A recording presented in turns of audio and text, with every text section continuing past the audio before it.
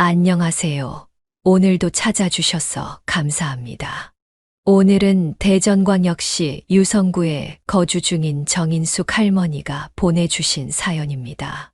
무슨 일이 있었는지 제보된 사연 바로 읽어드리겠습니다. 안녕하세요.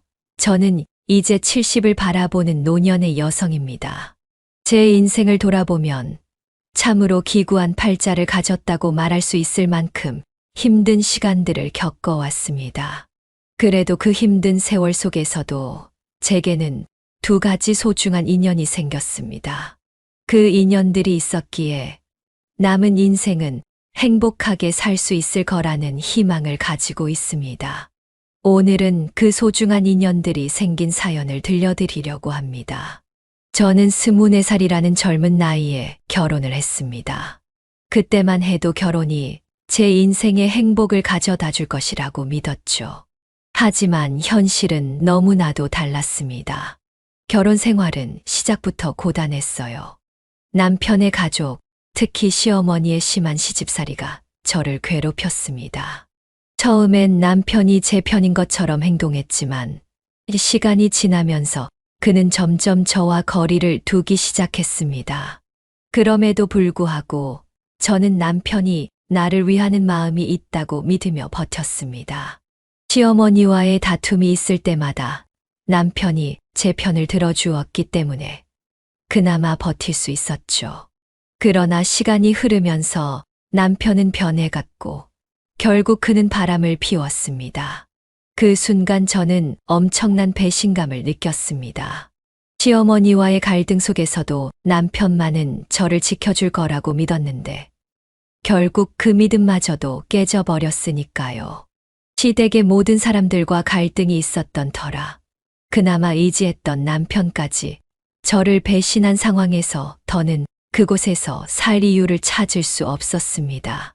특히 바람을 한 번 피우는 사람은 또다시 그럴 가능성이 크다는 걸 누구나 알고 있잖아요. 그래서 저는 결단을 내렸습니다. 더 이상 그런 결혼 생활을 유지할 수 없다는 생각에 결국 이혼을 선택했습니다. 그러나 이혼 과정은 쉽지 않았습니다. 남편과는 헤어지더라도 제 딸만큼은 포기할 수 없었습니다. 딸은 저의 전부였고 그녀와 함께하고 싶었습니다. 하지만 시댁에서는 딸을 너무나도 예뻐했기 때문에 저에게 양보하지 않으려 했습니다. 그들은 딸을 절대 내주지 않겠다고 완강하게 나왔죠.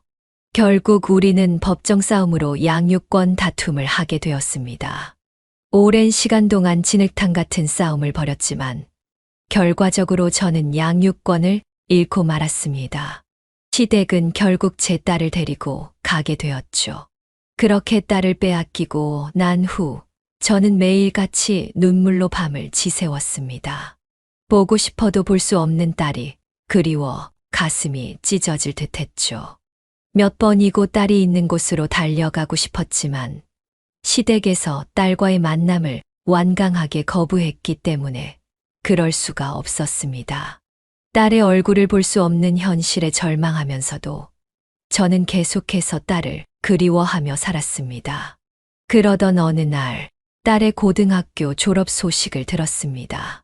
그 순간 저는 용기를 내서 딸을 한 번이라도 더 보고 싶다는 마음으로 졸업식장에 찾아가기로 결심했습니다. 졸업식 날 저는 꽃다발을 들고 딸의 학교로 갔습니다. 오랜만에 딸을 볼 수 있다는 기대감에 설레면서도 딸이 어떻게 변해 있을지 두려운 마음도 있었습니다. 졸업식장에 도착했을 때 전 남편이 이미 와서 딸을 기다리고 있는 모습을 보았습니다. 저는 그를 피하려고 일부러 멀리서 딸을 지켜봤습니다. 오랜만에 보는 딸의 모습은 너무나도 달라져 있었습니다. 어느새 훌쩍 자라서 어른스러운 모습이 된 딸을 보니 마음이 아리면서도 대견한 마음이 들었죠. 조심스럽게 다가가 딸에게 말을 걸었습니다. 애경아, 엄마야. 우리 애경이 벌써 이렇게 커서 고등학교를 졸업했네. 엄마가 많이 보고 싶었는데 이제야 와서 정말 미안해. 그래도 이렇게 너의 졸업을 축하해 줄 수 있어서 너무 행복해. 제 마음속엔 딸을 향한 그리움과 미안함, 그리고 다시 만나서 반가운 감정이 한꺼번에 몰려왔습니다. 눈물이 나올 것 같은 마음을 애써 다잡으며 딸에게 말을 건넸습니다. 하지만 돌아온 딸의 대답은 차갑고 냉담한 말뿐이었습니다. 제가 알던 그 애교 많고 웃음이 많던 딸은 어느새 싸늘하고 차가운 아이가 되어 있었습니다. 딸의 입에서 나온 말은 저를 더욱 가슴 아프게 했습니다. 엄마요? 날 버리고 간 사람이 무슨 엄마예요? 날 버릴 땐 언제고, 이제 와서 엄마라고요? 저 버리고 가셨잖아요. 그러면서 지금 저한테 보고 싶었다고요? 그 말을 듣고 저는 충격에 휩싸였습니다. 뭐라고? 그게 무슨 소리야? 엄마가 너를 버렸다니. 엄마가 널 왜 버려? 도대체 그런 소리를 어디서 들은 거야? 그러자 딸이 대답했습니다. 아빠랑 할머니가 다 말해줬거든요. 엄마가 나 키우기 싫다고 했다고요. 그래서 이혼하면서 아빠한테 저를 버리고 엄마는 새 인생 찾아 떠났다고요. 딸의 말을 듣는 순간 저는 몸이 떨리는 것 같았습니다. 그동안 딸만이라도 저에게 보내달라고 그렇게 간청했는데 이제 딸의 기억 속에서 저는 딸을 버리고 새로운 삶을 찾은 나쁜 엄마가 되어 있었습니다. 저는 그 순간 전 남편과 시어머니에 대한 분노를 참을 수 없었어요. 하지만 그게 끝이 아니었어요. 딸은 울음 섞인 목소리로 또다시 말을 이어갔습니다.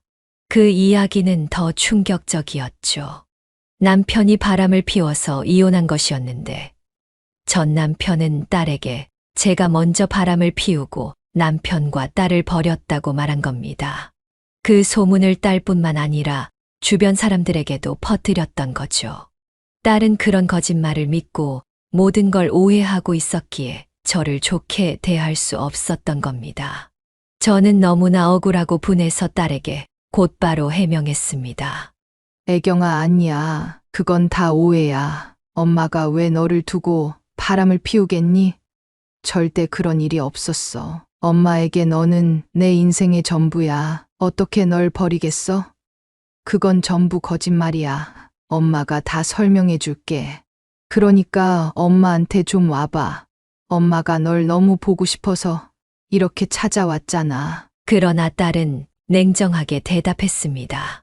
아니요, 싫어요. 이제 엄마도 아빠도 다 싫어요. 내가 엄마 아빠한테 받은 상처가 얼마나 큰지 알아요? 나 이제 성인이에요. 앞으로 혼자 살 거니까 엄마도 절대 날 찾지 마세요. 딸은 그렇게 제게서 멀어졌고 그 뒤로도 제가 딸을 보러 갈 때마다 딸은 저를 만나주지 않았습니다. 결국 시댁에서 심어놓은 오해 때문에 딸과의 관계를 회복할 수 없었어요. 제가 할 수 있는 일이라고는 그저 딸 통장에 매달 용돈을 보내주는 것밖에 없었습니다.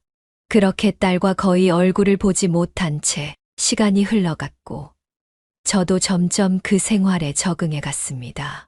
홀로 식당 일을 하면서 생계를 꾸려 나갔죠. 그러던 어느 날 식당 사장님이 저에게 누군가를 소개해 주었습니다. 그 사람은 저처럼 한 번 이혼의 아픔을 겪은 사람이었어요. 그는 덩치가 크고 말수가 적었지만 그만큼 듬직한 인상을 주었습니다. 무엇보다 제가 그 사람과 이야기를 나누기 시작하면서 전 남편과 사이에서 딸이 한 명 있다고 솔직하게 말했더니 그 사람도 전 부인과 사이에 두 아들이 있다고 말하더군요. 하지만 저와 다른 점이 하나 있었습니다. 저는 딸을 제가 키우지 못했지만 그 사람은 두 아들을 직접 키우고 있었던 것이었죠. 당시 첫째는 19살, 둘째는 17살이었어요. 비록 자식을 키우는 방식은 다를지라도 저희 둘 다 재혼 후 자식이 있다는 점에서 서로 비슷한 처지였죠. 그래서 서로에게 더 호감을 느끼며 만나게 되었고 결국 두 번째 결혼을 하게 되었습니다. 재혼 후 남편의 두 아들은 제가 함께 키웠어요.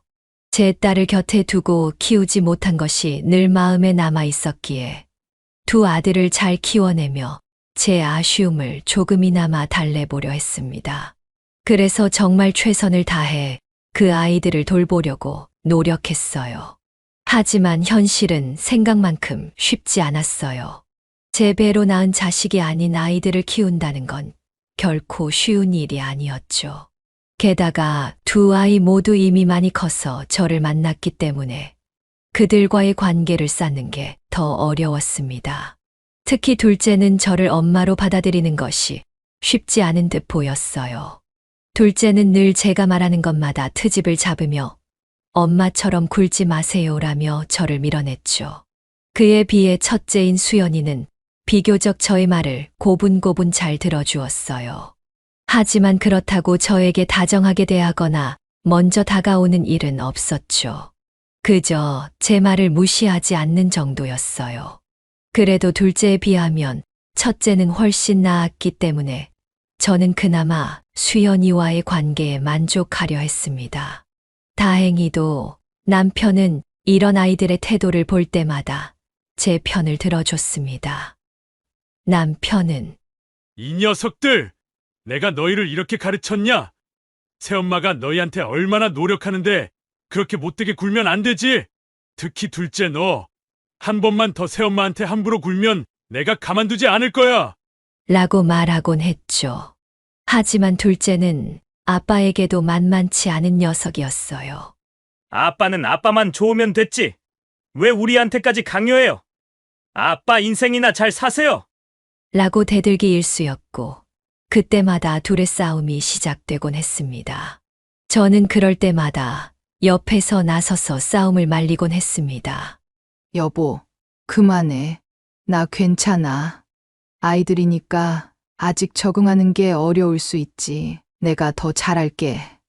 수호야, 미안해. 새엄마가 아직 너희 마음을 다 이해하지 못했나 봐. 하지만 아빠한텐 그러지 마. 아빠는 너희를 정말 사랑하시니까 나도 너희에게 더 잘해주려고 노력하는 거야. 천천히 해도 괜찮으니까 마음의 문을 조금만 열어줘. 알았지? 오늘은 이만하고 둘 다 들어가서 쉬자. 당신도 그만하고 들어가요. 제가 이렇게 나서면 그제서야 아이들은 마지못해 싸움을 멈추고 방으로 들어가곤 했어요. 처음에는 그 상황이 저에게도 굉장히 힘들었지만 시간이 지나면서 저는 조금씩 적응해 나갔습니다. 그리고 아이들과의 관계도 조금씩 나아졌어요. 시간이 지나면서 아이들은 저를 엄마라고 부르기 시작했죠. 어느덧 시간이 흘러 첫째는 대학을 졸업했고 결혼을 생각할 나이에 이르게 되었습니다. 그리고 어느 날 때마침 첫째가 결혼할 여자친구를 데리고 집에 왔습니다. 처음 본 순간부터 그녀는 참으로 싹싹하고 웃음이 많아서 첫인상이 무척 좋았습니다. 큰 며느리는 직업이 간호사였는데 그래서 그런지 남을 배려하는 마음과 친절함이 몸에 배어 있는 듯 보였어요. 그 모습에 저는 이 며느리라면 정말 우리 가족이 잘 어울리겠구나 싶었습니다. 첫째와 며느리가 참 잘 어울리는 한 쌍이었기 때문에 저희는 흔쾌히 두 사람의 결혼을 허락했습니다. 결혼 후 첫째 부부는 분가하지 않고 저희 집에서 함께 살기로 했습니다. 당시 저희 부부가 집을 마련해 주려고 했지만 현실적으로 아이들이 대출을 받아야 하는 상황이었어요. 두 사람 모두 직장 생활을 시작한 지 얼마 되지 않았고 재정적으로 안정되지 않은 상태였기 때문에 오히려 대출 이자를 내느라 고생하는 것보다는 저희와 함께 살며 돈을 모은 후에 집을 장만하자는 결론을 내렸습니다. 그렇게 첫째 부부는 저희와 몇 년간 함께 살게 되었죠. 그런데 몇 년 뒤 큰 위기가 찾아왔습니다. 바로 큰 며느리가 교통사고를 당한 겁니다. 그 사고로 며느리는 한동안 휠체어를 타야 했어요. 사고 당시 척추를 크게 다쳐 자칫 잘못하면 두 다리를 영영 쓸 수 없다는 소식까지 들었습니다. 그 소식을 들었을 때 우리 가족 모두가 큰 충격을 받았고 특히 며느리가 무사히 재활을 마칠 수 있도록 각별히 신경을 써야 했습니다. 그때부터 저는 며느리를 정성껏 보살피기 시작했습니다. 평소에 며느리는 아들들이 채워주지 못했던 정서적인 빈자리를 채워주던 아이였어요. 저와 많은 이야기를 나누고 제게 자식처럼 다정하게 대했던 며느리였기에 그녀가 사고로 고통받는 모습을 보니 제 마음은 더욱 아팠습니다. 그래서 며느리가 다시 걸을 수 있도록 제 모든 정성을 쏟아 돕기로 결심했습니다. 아가 힘내자. 우리 같이 노력해보자. 꼭 다시 걸을 수 있어. 어머님, 저 정말로 다시 걸을 수 있을까요? 너무 힘들어요. 한 발자국도 움직일 수 없는데 이게 정말 가능할까요? 며느리의 목소리엔 절망과 두려움이 가득 담겨 있었습니다. 그때마다 저는 마음을 다잡고 며느리에게 희망을 불어넣어 주려 했어요. 그럼 당연하지.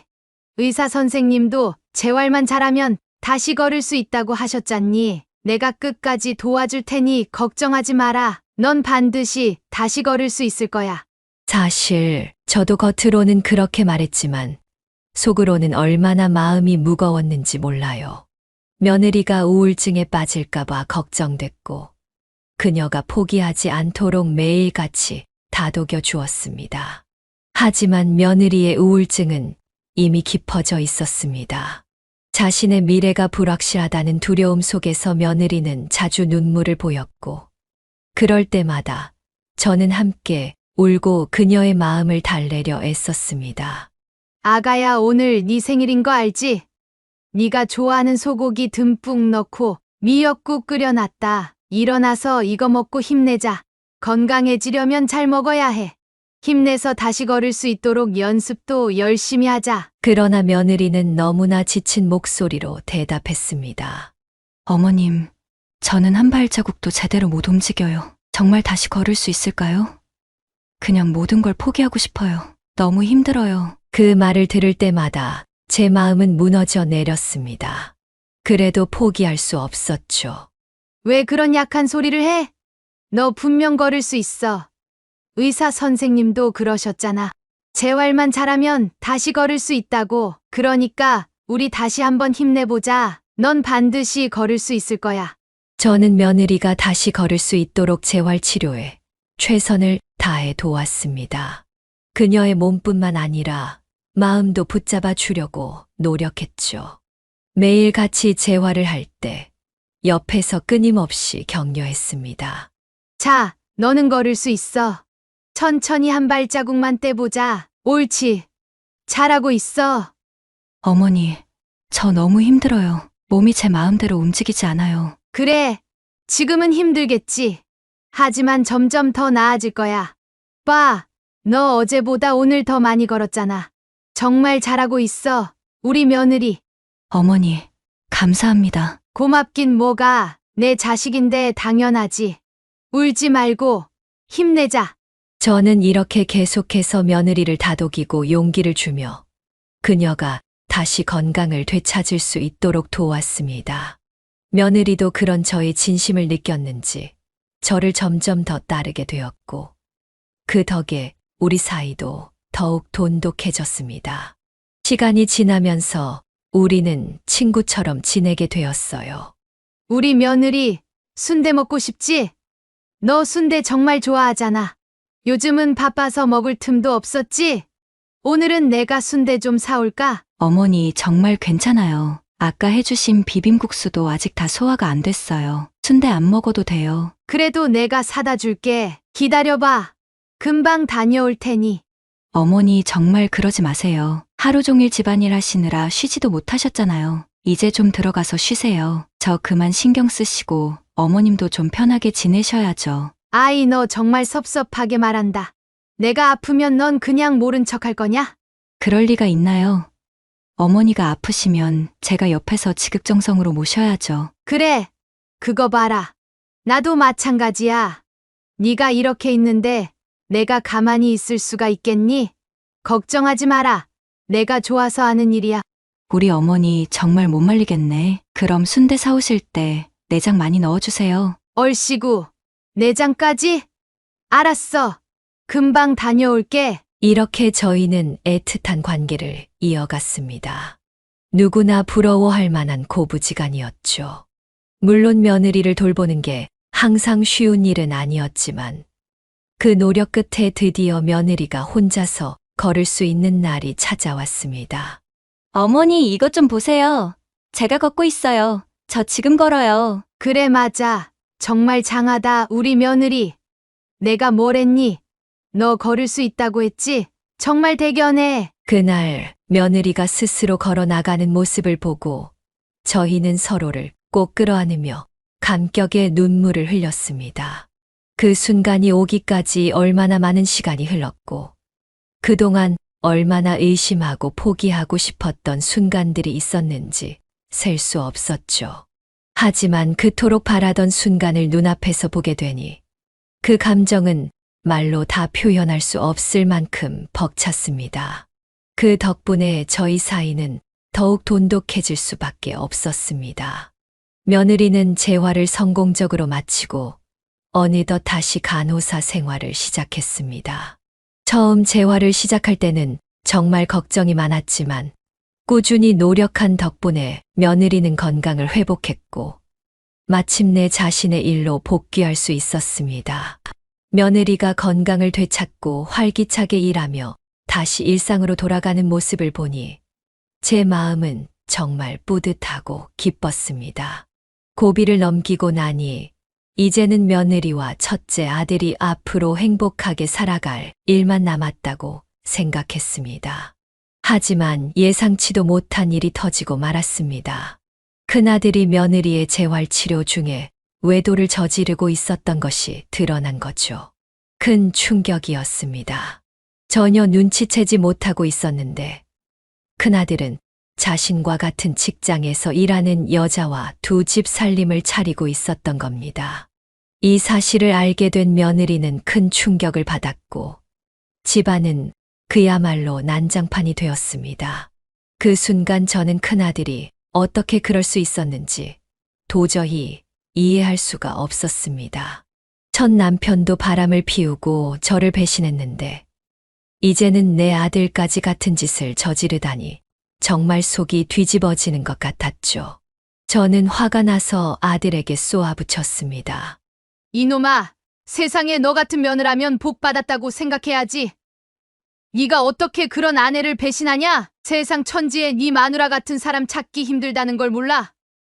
동생 마누라만 봐도 알잖아. 시댁에 와서 손 하나 까딱하지 않고 제멋대로인 애들도 많은데 네 마누라는 성실하게 너랑 살았고 너한테 얼마나 헌신했어? 그런데도 너는 어떻게 그런 아내를 두고 배신을 때릴 수 있냐? 제 말을 듣고 아들이 반성하기를 바랐지만 오히려 큰아들은 저를 향해 적반하장으로 대답했습니다. 어머니, 저도 힘들었어요. 며느리가 재활받는 동안 저도 오랫동안 지쳤고 힘들었어요. 그래서 그랬던 겁니다. 더 이상은 못 살겠어요. 이제 그 여자랑 더 살 생각 없어요. 이혼할 겁니다. 사실 그동안 불쌍해서 그냥 함께 산 거예요. 이제는 저도 그만하겠다고요. 그 말을 듣는 순간 저는 너무 황당해서 말문이 막혔습니다. 어떻게 자신이 잘못을 했으면서도 이렇게 당당하게 나오는지 정말 어이가 없었습니다.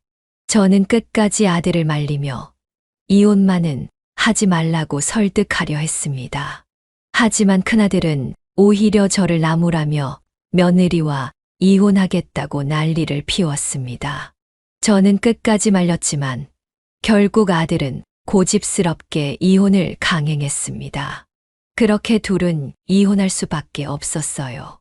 다행인지 불행인지 그들 사이에 아이가 없었기 때문에 비교적 깔끔하게 헤어질 수 있었습니다. 첫째는 정말 끝까지 며느리에게 잔인하게 굴었습니다. 야, 이렇게 된 이상 너도 네 갈 길 잘 찾아가라. 나도 더는 너를 여자로 보이지 않으니 그만하자. 애도 없으니 너도 자유롭게 살아. 그동안 고생 많았다. 이렇게 말하는 첫째의 태도에 저는 어이가 없었어요.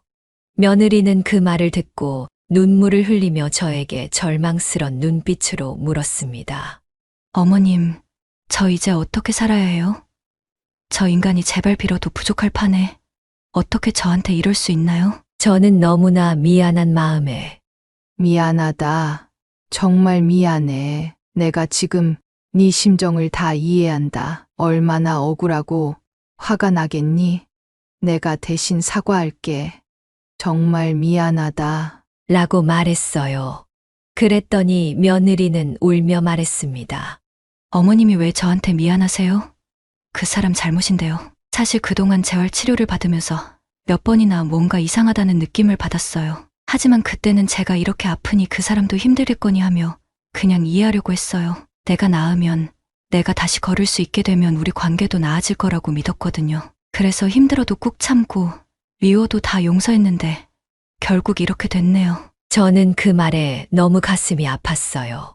그래, 네가 얼마나 속을 썩었을지 내가 다 안다. 비록 우리 이렇게 됐지만 그래도 앞으로 종종 연락하면서 지내자. 너와 나 사이에 쌓인 시간도 있는데 어떻게 한순간에 연을 끊겠니? 친자식은 아니어도 넌 내게 우리 아들보다 더 힘이 되어 준 사람이었어. 그러니까 우리 계속 연락하며 지내자, 아가. 며느리는 울먹이며 말했습니다. 어머니, 제가 꼭 연락드릴게요. 그동안 정말 감사했습니다. 결국 큰 며느리는 첫째와 이혼하고 집을 떠났습니다. 며느리가 떠난 후 저는 그 빈자리가 크게 느껴졌고 한동안 적적함 속에 지내야 했습니다. 큰 며느리가 떠나고 나서 가장 좋아했던 사람은 다름 아닌 작은 며느리였습니다. 작은 며느리는 큰 며느리가 집에 들어온 지 얼마 되지 않아 시집을 왔는데 둘은 성격이 완전히 달라서 자주 부딪혔죠. 큰 며느리는 차분하고 이해심 많았던 반면 작은 며느리는 종종 까칠하게 굴었어요. 특히 큰 며느리가 시댁에서 조용히 집안일을 챙기고 작은 며느리를 가르칠 때 작은 며느리는 그걸 못마땅하게 여겼습니다. 그래서 큰 며느리가 집을 떠나자 작은 며느리는 속이 시원하다는 듯이 말했습니다. 참 잘 됐죠. 형님이랍시고 맨날 저한테 뭐라 하면서 가르치려 들고 꼴도 보기 싫었는데 드디어 나갔네요. 처음부터 그렇게 다쳤으면 눈치껏 알아서 떠났어야지. 이래서 사람은 주제 파악을 빨리 해야 한다니까요. 명절에 작은 며느리가 이런 말을 하는 걸 보고 저는 너무 화가 났습니다. 넌 어쩜 그렇게 말을 못되게 하니? 어떻게 눈앞에 없는 사람을 두고 그런 말을 할 수 있냐? 첫째가 너를 혼낼 때마다 괜히 그랬겠니? 네가 행동을 제대로 안 하니까 가르쳐준 거잖아. 너야말로 사람으로서 기본이 안 돼 있구나. 그러자 작은 며느리는 짜증 섞인 목소리로 대꾸했습니다. 왜 자꾸 저한테 그러세요? 진짜 별일 다 있네. 죄송합니다. 됐죠? 그 순간 저는 모든 걸 포기한 듯한 기분이 들었습니다. 작은 며느리의 싸가지 없는 태도에 더 이상 뭐라 할 힘도 없었고 그저 큰 며느리가 그리울 뿐이었죠. 큰 며느리가 떠난 후 그 빈자리가 너무나 크게 느껴졌고 더욱 그리웠습니다. 특히 남편의 변화된 모습 때문에 더 그랬어요. 큰 며느리가 있을 때는 그래도 가족이 다 함께 있었지만 그녀가 떠난 후 남편도 예전 같지 않게 변했거든요. 남편은 결혼 초에는 정말 저에게 잘해줬습니다. 첫 번째 남편보다도 훨씬 다정하고 든든한 사람이었어요.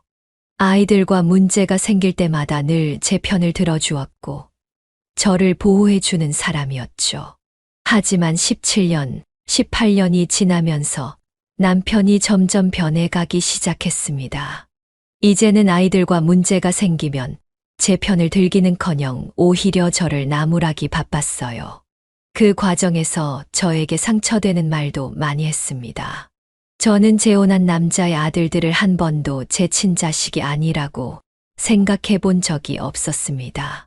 제 딸을 키우지 못한 죄책감 때문에 이 아이들만큼은 내가 잘 키워야겠다는 생각에 지극정성으로 돌봤어요.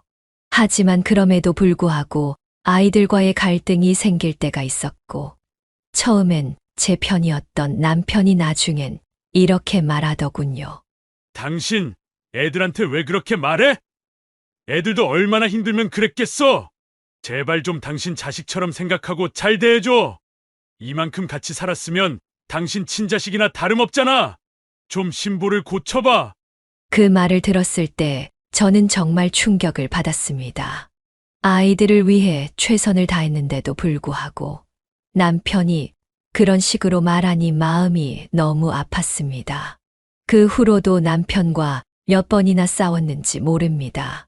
그렇게 변해버린 남편과 2년 정도 더 지내고 있던 어느 날 청천벽력 같은 소식을 들었습니다. 바로 암 진단이었죠. 몸이 좋지 않아 받은 건강검진에서 암이 발견됐고 의사는 이미 너무 늦어버려 더 이상 치료가 불가능하다고 말했습니다. 그 말을 듣고 나니 가슴이 답답해 미칠 것 같았어요. 남편과의 사랑은 이미 변해버렸고 자식들은 저를 인정해 주지 않았던 상황에서 내가 왜 이렇게까지 버텨왔을까 하는 생각이 들었습니다. 그래서 내 몸이 이렇게 망가졌는지도 모르겠다는 후회가 밀려왔죠. 하지만 그럼에도 불구하고 제겐 가족밖에 없었기에 그들에게 이야기를 전했습니다. 다들 잘 들어. 병원에서 나한테 얼마 못 살 거라고 하더라. 시한부래. 제 말을 듣고 가장 놀란 사람은 남편이었습니다. 그 반응을 보고 그래도 이 사람에게 나에 대한 마음이 남아있구나 싶었죠. 하지만 남편이 그 뒤로 한 말은 저를 완전히 절망에 빠뜨렸습니다. 뭐라고? 암의 시한부라고? 아니, 어쩌다 그렇게 된 거야? 그럼 병원비는 얼마나 나와? 치료는 어떻게 해야 해? 당시 남편이 내 병원비 걱정부터 하는 걸 보고 저는 정말 충격을 받았습니다. 지금 병원비 걱정하는 거야? 내 건강보다 돈 걱정이 먼저야? 당신 정말 너무해. 그러자 남편은 짜증스럽게 말했죠. 그럼 내가 뭘 걱정하겠어? 당신이 몸 좀 잘 챙겼어야지. 지금 집 사정도 안 좋은데 돈이 또 얼마나 깨질지 모르겠네. 그 순간 저는 세상이 무너져 내리는 것 같았습니다. 남편은 저를 걱정하기는커녕 오로지 돈 생각뿐이었습니다. 애들 역시 반응이 차가웠고 남편까지도 저를 위로하지 않는 상황에서 저는 너무나 외로웠습니다. 심지어 내가 암에 걸렸다고 한 당일에도 남편은 집안에서 담배를 피워대며 나를 배려하는 모습도 전혀 없었죠. 그런 모습을 보면서 내가 어떤 인생을 살아왔나 하는 후회가 밀려왔습니다. 당시 남편은 첫째 아들과 함께 마트를 운영하고 있었는데 마트 사정이 힘들기는 했습니다.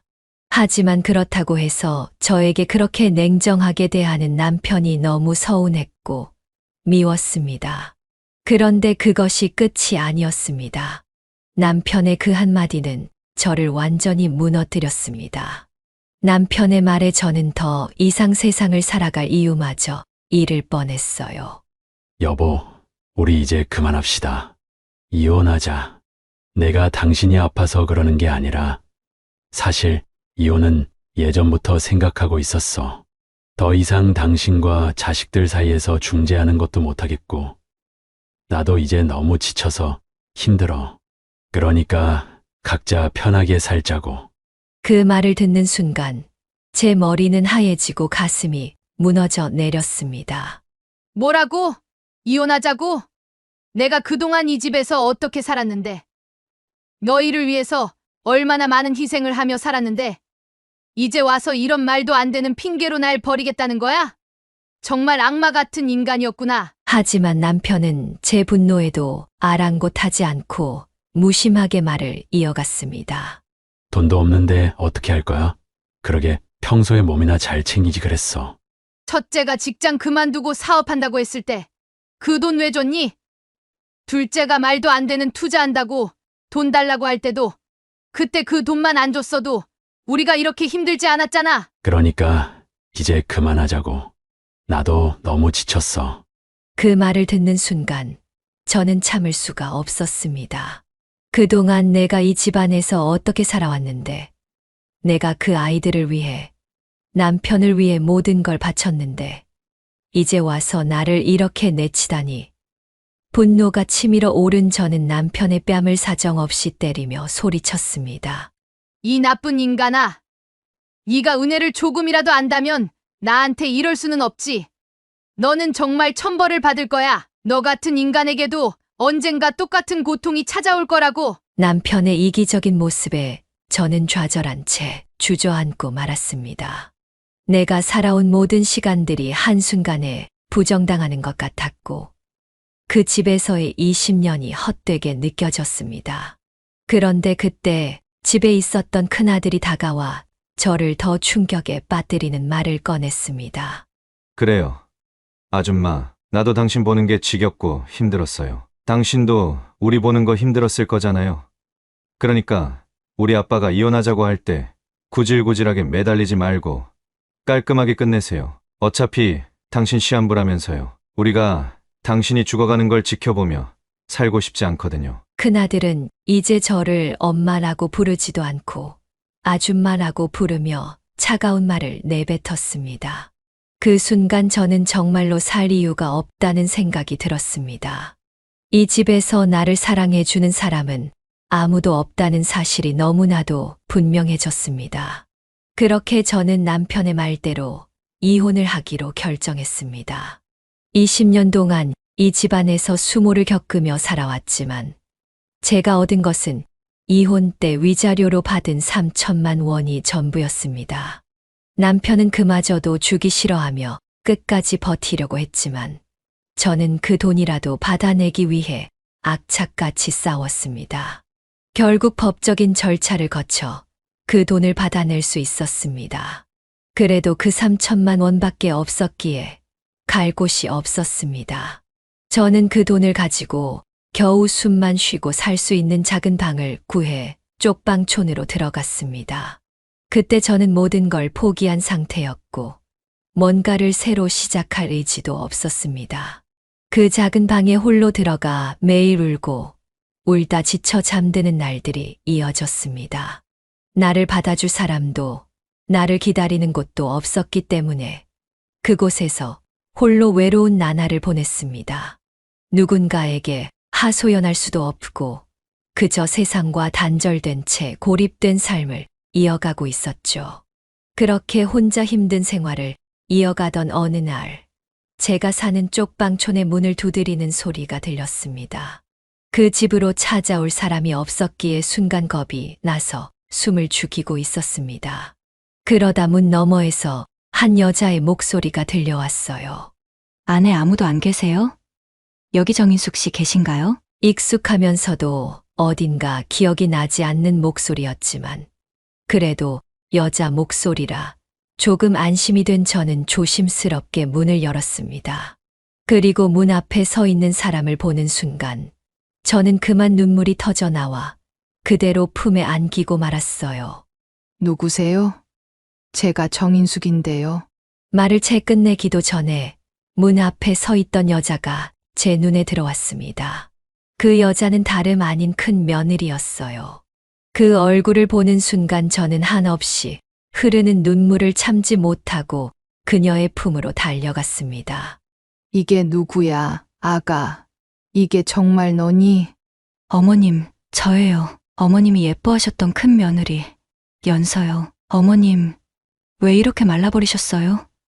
왜 이렇게 작아지셨어요? 어머니, 부서질 것 같아 안을 수도 없겠네요. 그동안 얼마나 고생하셨어요. 우리는 문 앞에서 한참을 끌어안고 서로의 눈물을 닦아주었습니다. 한참이 지나서야 진정하고 함께 집 안으로 들어왔어요.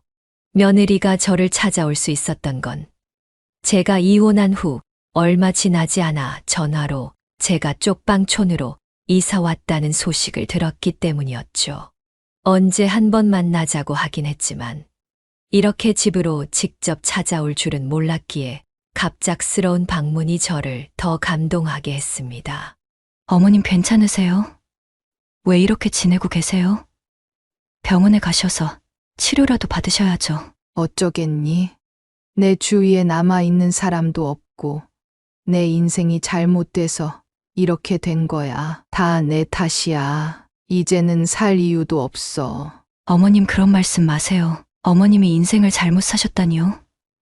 어머님만큼 훌륭하게 사신 분이 어디 있다고 그런 말씀하세요. 오히려 어머님은 존경받을 삶을 사셨어요. 며느리는 제 손을 꼭 잡고 진심 어린 말로 저를 위로했습니다. 그 말을 들으며 저는 어느새 마음이 조금씩 풀어졌습니다. 하지만 이상하게도 며느리 옆에 놓인 커다란 가방이 눈에 들어왔습니다. 알고 보니 며느리는 저와 함께 지내기 위해 짐을 싸서 온 것이었어요. 어머님 저 간호사인 거 아시죠? 여기서 어머님 반호하면서 지낼 거예요. 출퇴근도 여기서 충분히 가능하고 제 앞가림 다 하면서 어머님 모실 테니 절대 말리지 마세요. 제가 아플 때, 세상 다 포기하고 싶을 때 어머님이 저한테 얼마나 힘이 되어주셨는지 아시잖아요. 덕분에 저 이렇게 건강하게 살고 있잖아요. 이제 그 은혜 갚으러 왔으니까 저 좀 받아주세요. 며느리의 말을 듣고 저는 그제야 깨달았습니다. 그래도 내 인생이 헛되지는 않았구나. 내가 잘못 살아온 것은 아니었구나. 그 순간 다시금 감동이 밀려왔습니다. 그 후로 연서는 저를 열심히 간호해 주었고 대학병원까지 연결해 주어 본격적인 치료를 받을 수 있게 해 주었습니다. 어머님 요즘은 의료 기술이 정말 많이 좋아졌어요. 충분히 치료받고 다시 건강하게 지내실 수 있어요. 물론 치료가 어려운 함도 있지만 어머님은 그런 경우는 아니니까 희망을 가지시고 열심히 치료받으세요. 아셨죠? 며느리 연서 덕분에 저는 다시 희망을 품고 마음을 다잡아 치료를 시작했습니다.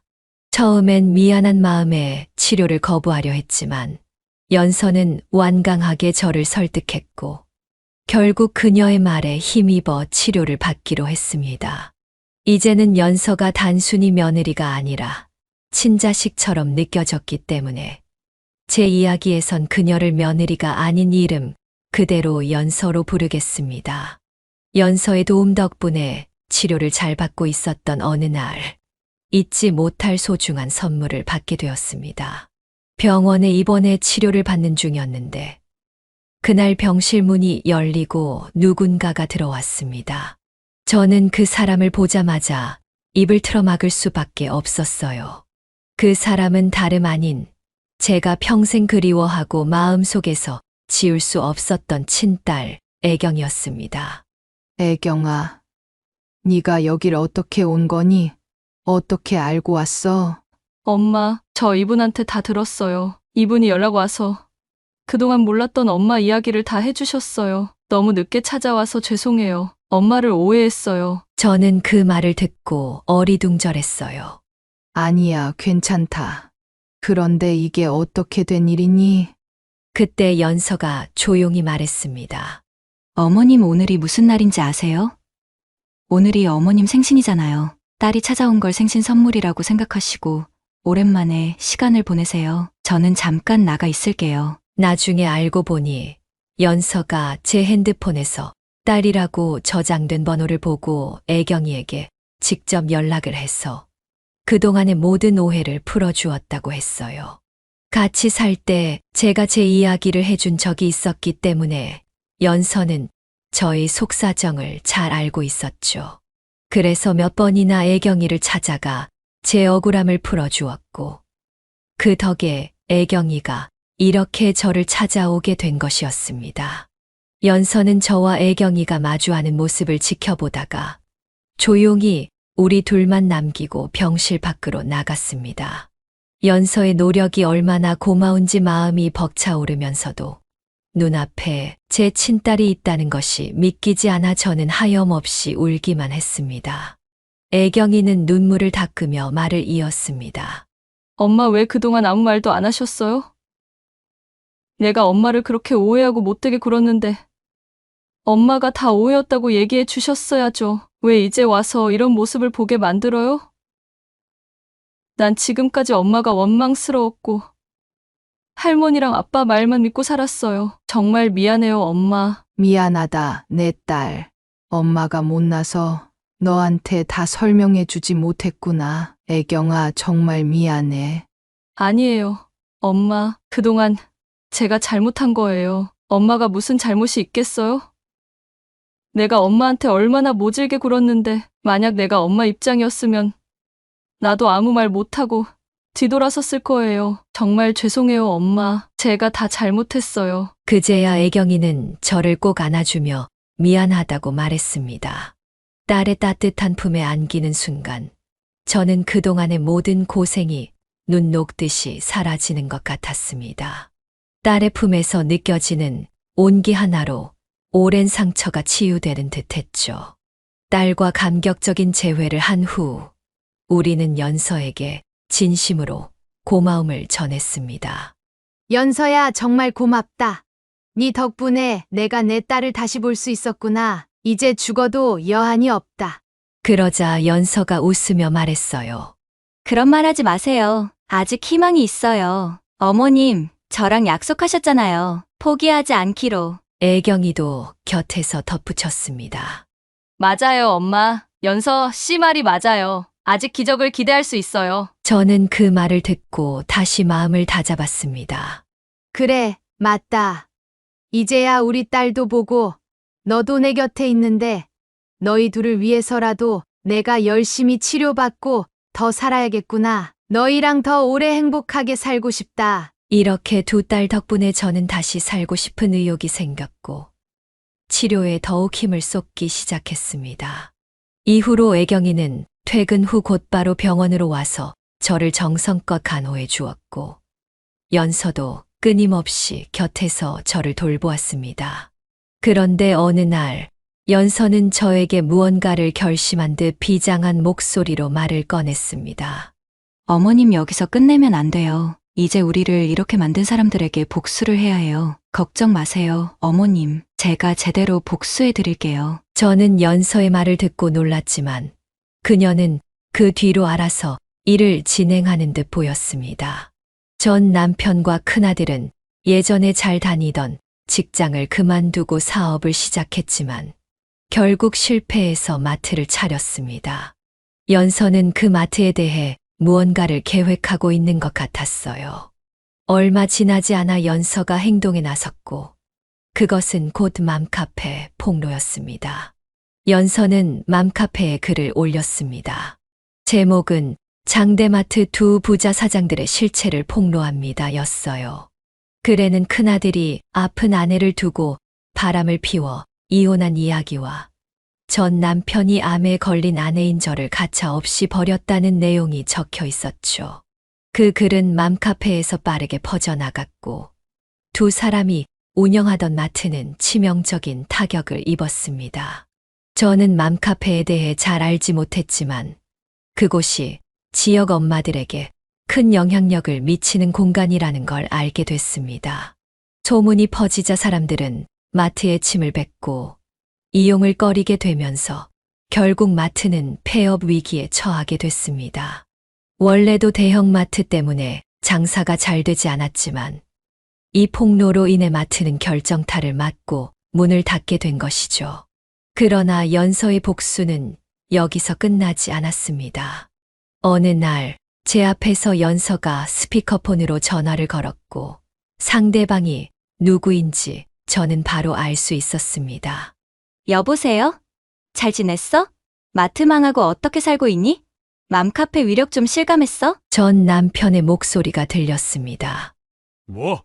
네가 그걸 올린 거냐? 그 글 네 짓이었어? 연서는 태연하게 대답했습니다. 그럼 누구겠어? 글 좀 못 봤니? 누가 봐도 너희 부자가 우리한테 한 짓을 적은 거잖아. 이제 너는 시궁창 같은 인생에서 살아봐. 나는 너희가 다시 행복해지는 꼴을 절대 못 보게 할 거야. 연서는 전 남편의 말을 끝까지 듣지 않고 전화를 끊어버렸습니다. 전 남편에게 통화 내용이 전해졌는지 얼마 지나지 않아 저에게 따지는 전화가 왔더군요. 하지만 저는 그때도 연서처럼 단호하게 말하고 전화를 끊었습니다. 야, 인생을 똑바로 살았어야지. 우리가 거짓말한 것도 없고 그냥 있는 그대로 말한 건데 니네 인생 꼬인 건 니네 손으로 꼰 거야. 그러니까 그 본인 손으로 꼬아버린 인생이나 잘 풀어보라고. 다시는 이런 일로 나한테 전화하지 마라. 저는 전 남편에게 속 시원히 하고 싶은 말을 다 했습니다. 그러자 연서가 웃으며 말했어요. 어머님 너무 잘하셨어요. 나이스 샷이에요. 그래, 너 덕분에 내가 속이 다 후련해. 이렇게 복수도 하고 말이야. 복수도 성공적으로 마무리하고 저는 기분 좋게 치료에 매진했습니다. 물론 치료 과정은 지옥처럼 힘들었지만 연서와 애경이의 정성 어린 간호 덕분에 제 상태는 기적적으로 호전되었어요. 저는 정말 죽을 줄만 알았는데 두 딸의 헌신 덕분에 살 수 있게 되었습니다. 수술도 성공적으로 끝났고 완치 판정을 받을 때까지 계속 관리를 받고 있습니다. 그게 벌써 2년이나 되었네요.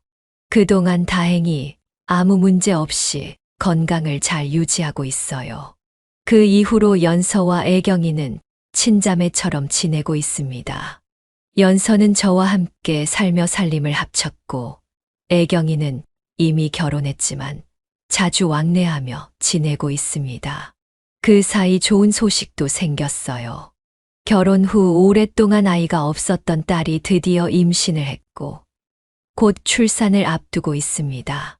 노년의 시기, 저는 인생이 허무하게 끝날 줄만 알았는데 오랜 시간 쌓아온 희생이 빛을 발하며 꿈꾸지 못했던 행복을 누리게 되었습니다. 정말 감사할 따름입니다. 반면 저를 배신했던 첫 남편은 술과 여자를 좋아하는 습관을 버리지 못하고 결국 일찍 세상을 떠났고 저를 버린 두 번째 남편도 사업이 망해 어떤 삶을 살고 있는지 알 수 없습니다. 결국 저를 괴롭혔던 사람들의 인생은 몰락했고 제 인생은 완전히 역전되었습니다. 그 덕분에 저는 사람 인생은 끝까지 가봐야 안다는 교훈을 뼈저리게 느끼게 되었습니다. 이제 제 마지막 인생 목표는 연서가 애경이처럼 좋은 사람을 만나 행복해지는 겁니다. 물론 연서도 저도 남자에게 상처가 커서 쉬운 일은 아니겠지만 애경이를 보니 좋은 남자가 있다는 걸 알게 되었어요. 그래서 저도 연서의 행복을 진심으로 기도하고 있습니다. 부디 우리 연서가 더 행복해지기를 응원해 주세요. 그리고 이 사연이 연서에게도 좋은 추억으로 남기를 바랍니다. 끝으로 제가 이 이야기를 컴퓨터에 옮겨 적을 수 있도록 하루 종일 도와준 딸, 애경아. 이제 우리 평생 행복하게 지내자. 너희들은 나에게 세상 무엇과도 바꿀 수 없는 소중한 선물이야. 정말 사랑한다. 내 딸들. 사연을 들어주신 여러분, 감사합니다. 여러분의 삶에도 행복이 가득하기를 바랍니다. 여기까지가 정인숙 할머니의 사연인데요. 여러분은 어떻게 들으셨나요? 이 사연은 정인숙 할머니가 보내주신 사연으로 사연자님의 입장에서 작성되어서 정인숙 할머니님께 유리하게 작성되었을 수도 있습니다.